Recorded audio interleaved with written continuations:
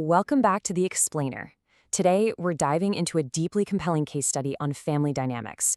We're going to be doing an objective, clinical analysis of relational trauma. Now, I want you to picture a really tall apartment building. On the surface, it's just a structure.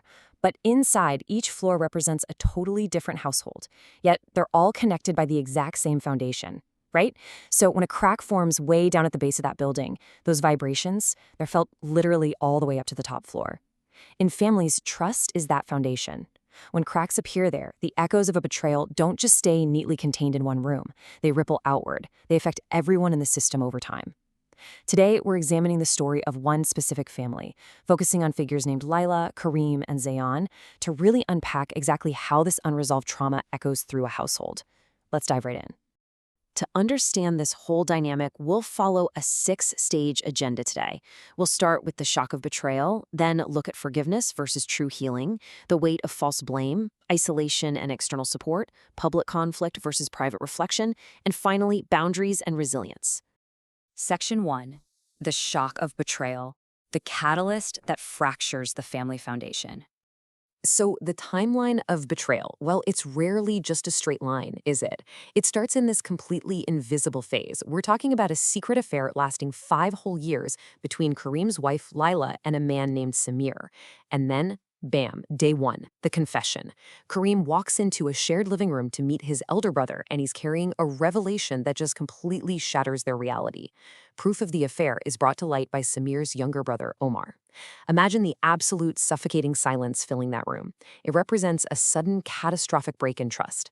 But here's the thing, the trauma absolutely does not end at that initial point of impact. As time passes, we move into the lingering shadows. This is actually where the systemic dysfunction really sets in. That initial explosive event, it morphs into this chronic, heavy tension, which eventually leads to explosive moments years later, like the Eid confrontation. Understanding this progression is absolutely crucial for analyzing family trauma, because it proves the initial event is really just the beginning of a much, much longer psychological timeline. Section 2. Forgiveness versus true healing. The illusion of immediate resolution. In the immediate aftermath of that devastating living room confession, the marriage is literally standing on the edge of a cliff. Lila and her mother are tearful, desperate, and they're actively pleading with Kareem. And in a moment of really profound grace, Kareem chooses mercy. He actually decides to stay and forgive. But from a clinical perspective, we've got to recognize a massive distinction here. Forgiveness does not always erase doubt.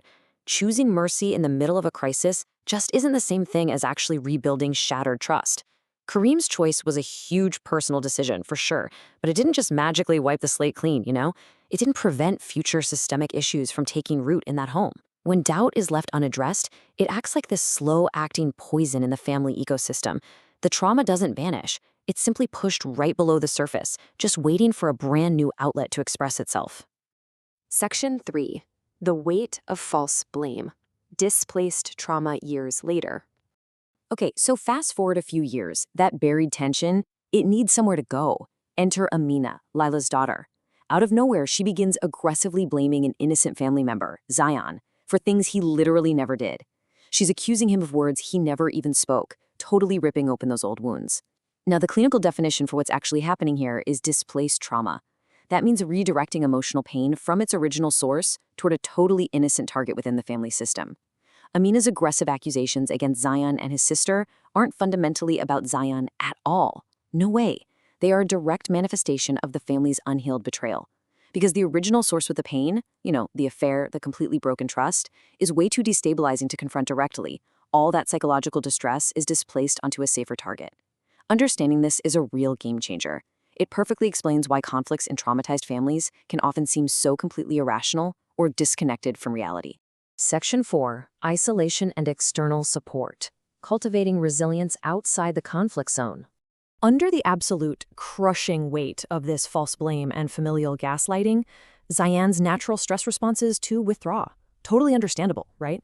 He isolates himself in his room, just completely overwhelmed by the anger and the injustice of it all. But this is where the narrative makes a really important shift from simply suffering to active, healthy coping. He doesn't just stay isolated. He reaches out to his best friend. Listen to the power of this external lifeline in his friend's own words. He told me he was stressed, angry, but I encouraged him to relax. I reminded him he wasn't alone. Wow. In the context of emotional trauma, this kind of external validation is just absolutely critical. When your own family system is distorting reality and projecting all this false blame onto you, having an outside voice confirm your reality, reminding you, hey, you're not crazy and you're not alone, is literally a psychological anchor. It's the exact thing that allows Zion to eventually smile, walk outside, breathe some fresh air, and momentarily break that exhausting cycle of stress. Section 5. Public conflict versus private reflection. Contrasting environments of family trauma. You know, family trauma rarely exists in just one single state. And this becomes so vividly clear on the day of Eid, a time that's typically meant for joy, unity, the whole shebang. Yet, predictable triggers, like big, joyous family gatherings, are exactly where these unhealed wounds are most likely to just reignite. On one side of the coin, we have public confrontation. Amina drags the conflict right back out into the open with loud, aggressive accusations. It perfectly mirrors the explosive energy of Kareem's original living room confession years prior. But then, on the other side, we have private reflection. Zion's quiet withdrawal to process his hurt, deliberately messaging his friend for support. This really captures the dual reality of living in a traumatized family system.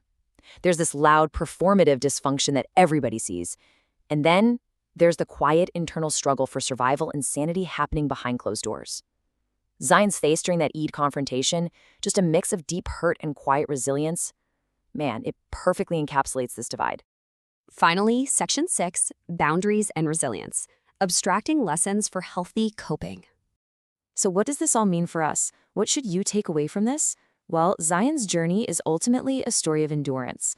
Let's look at some concrete coping strategies drawn directly from this case study. Number 1, seek external support systems.